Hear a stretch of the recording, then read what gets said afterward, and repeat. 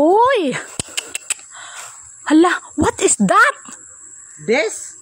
Yes! This is guyabanos. Very delicious. Uy! Fresh na fresh from the tree. Hala! Agiahak man eh. Itong guyabanos, tagalgulugin ta naman. Dahil nag-i-English na tayo ng kwan, maliit lang.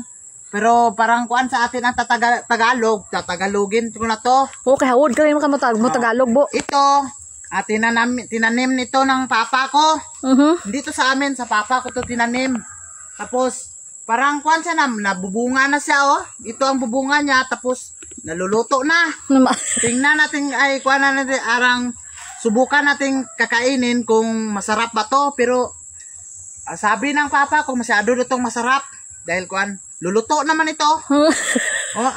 Napuputol na. Ito, luluto na to eh. Wow! Fresh na fresh. Masyadong mamaaslim para.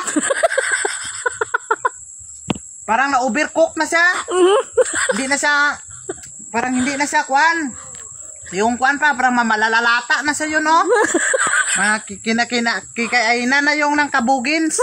Dito, may mga kabug para dito sa amin. Tapos, ibon ang nagkakain ito. Pero, hindi ito editing, oh. Kwan mo, ma. Hindi ito editing. Kung ano yun ito, nabubunga yun ito sa puno yan yun. Ito, nabubunga yan, oh. Bubunga yun dito, sa puno niya ito yun. Tapos kung sino magkuan ito na makakain ito, pwede kayong pupunta dito sa amin. Bibigyan ko kay mayroon pa rin bubunga sa itaas pero hindi pa masyadong malalaki. Kung pupunta kayo, kapuya. Kinib, kusok ini mo bunga. Kung kuan kanani season nga nagtuga-tuga man dani mo di ka kaya. Gan gid siya bunga nga makasison ni sa pertindagan bunga tagbaw mi ginaon. Amo ni sa tingala ko ani nga babanas pasa uy. Tingala ko ani nga tapon ni time nga dili po siya mo bunga pero mas dagan gid siya yung bunga ni siya. Paspas kini siya makabunga.